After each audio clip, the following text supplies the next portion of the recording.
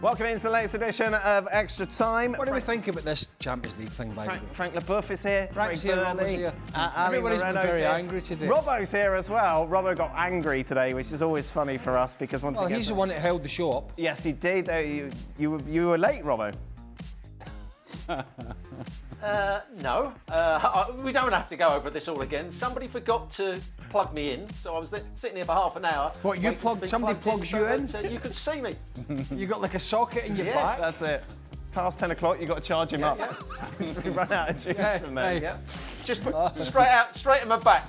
Into my back, into the computer. That's what happens. And Frank, what's under your shirt today? What are you advertising?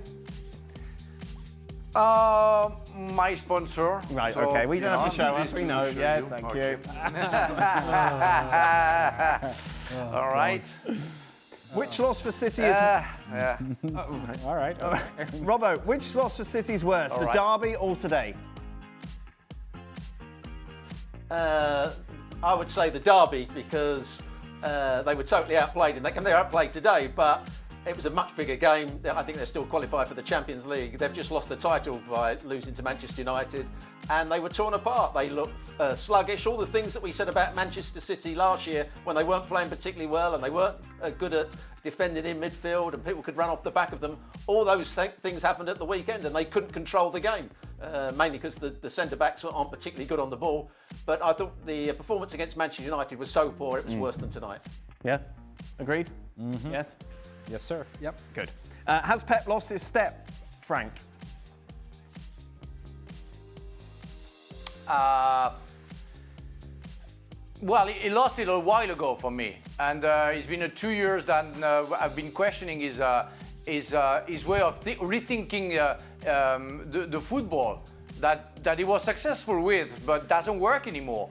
And if he didn't lose his step, I think he has to, because he's a very smart person and he knows the football, he has to do something and to react about that, because the tiki-taka doesn't work anymore. And yes, he has injuries, but he is the coach of Manchester City and he has two squads, so that's his duty to find a way to sort out the problem. This question is, did the turf actually affect Manchester City today, or is that no excuse for their performance? Well, turf is not ideal. Obviously not. But that doesn't begin to explain the lack of, I would suggest, energy of Manchester City. And some of the mistakes that they were making today defensively, in the first goal, yes, Max Allen gets himself out of position, goes to challenge a ball that he's never going to get to. But Manchester City does well enough to get numbers behind the ball. And I'll just go back to something that I think is a problem for this group in general, just basic defending. I'm not talking about elite defending, I'm talking about mid-table, just normal defending. You get numbers behind the ball. Now, who can score this goal? Well, the guy who's at the far post, that's the only player from Bodo Glimt. And everybody's just ball watching. Nobody pays attention to this guy over here. And the same thing happens over and over and over again. The very basic principles of defending, Manchester City get them all wrong. A lot of the time, that has nothing to do with the turf. Luton Town? Plastic pitch back in your day, was it? Sorry? Did Luton Town have a plastic pitch back in your day? Old man, can you hear me? Yeah. Yes, they did. What was that like playing there, my love? Was it all right? Okay. Was that different? Did you look forward to that? No, because well, I don't know what the difference is in a modern day synthetic pitch and the old, what do we call it then? Like plastic pitch, or what? Yeah. AstroTurf. AstroTurf.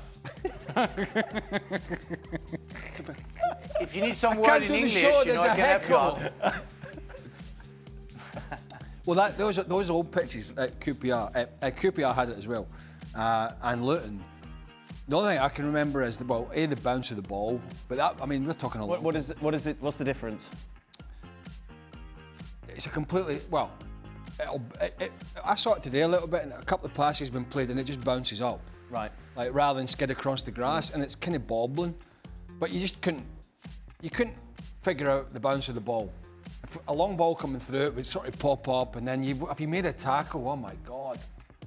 you just skin's coming off. But I think that's changed now. Right. With these fields, I believe, I don't know. Yeah. You may have noticed I haven't played on one of these for quite some time. No? So yeah, I hated them. Yeah. I hated them. I don't know why Luton and QPR did it, because it's not the weather, is it? Although the pitches back in the day certainly weren't very good. But they were playable. And it wasn't the way. Go on, Robbo. Yeah, no, the I was rebound, about to say, the rebound yeah, is the pitches different. were That's for sure. Sorry. The rebound is different, that's for sure.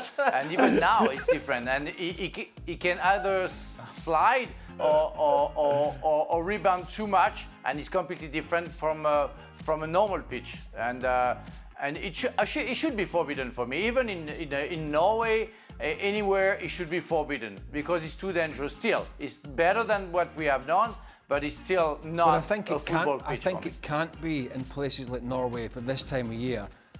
I don't think it would matter how much undersoil heating they had. I think it gets so cold there. Well, you should know that. Why would I know that? I'm not undersoil heating expert of Norway. Well, it gets so cold there, I just think it's impossible for them to get games on. Right. To get games to be playable week in, week out. It's not just the Champions Get League. Jan on the phone.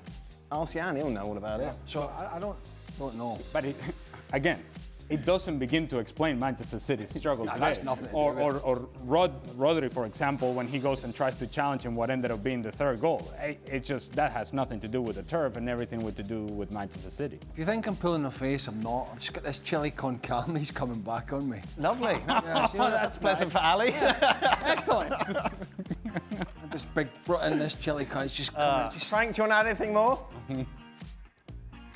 No, I will let Robbo talk. Wow, if okay. If he All wants right. to say something. I'm not sure if he's still charged, Robbo. Are we talking about the AstroTurfs? Well, there was two other teams that had it. Preston North End, who I didn't play against, and Oldham Athletic. Oh, yeah. Who, before they came into the Premier or the old First Division as it was then, they played on a plastic pitch and they used it very well under Joe Royle. And they got to a League Cup final, I think, beating West Ham over 2 legs when I was playing for West Ham. And they were a good team, but they knew how to play the pitch, and it was really difficult. Pitches have improved. Those, whatever they call 3G pitches, are vastly superior to what they were, but it's still not easy to play on. Question for Robbo. Do you see Arsenal winning the the Champions League? They look the most balanced side across Europe with pretty solid squad depth as well. Yes, they've got a massive squad. They've shown some resilience tonight against what was quite a decent Inter performance at times.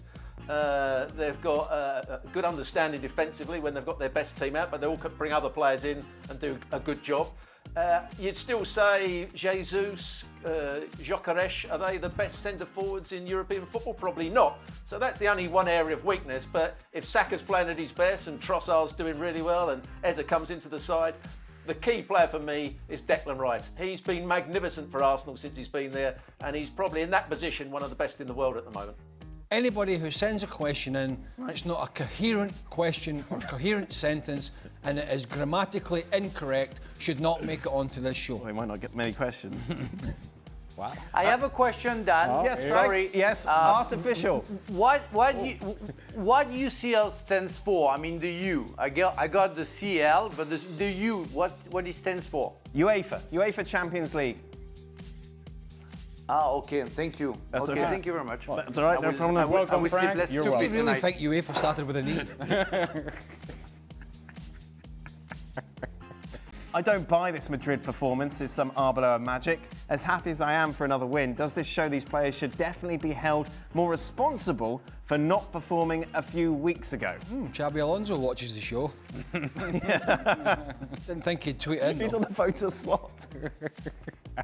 He's ringing up, so going, hello. What do you think? What? What do their questions say? Does it show the players are more responsible than anybody else for what's been happening this season? There is good use of commas and Yeah. Are they always? I don't know. Well, that was a question. Well, and for example, How can Manchester players United, Amorim was stubborn with his back three. Someone comes in and kind of sorts that out. So that's not necessarily the player's question. Problem, is it? Sorted it out for now. Yes.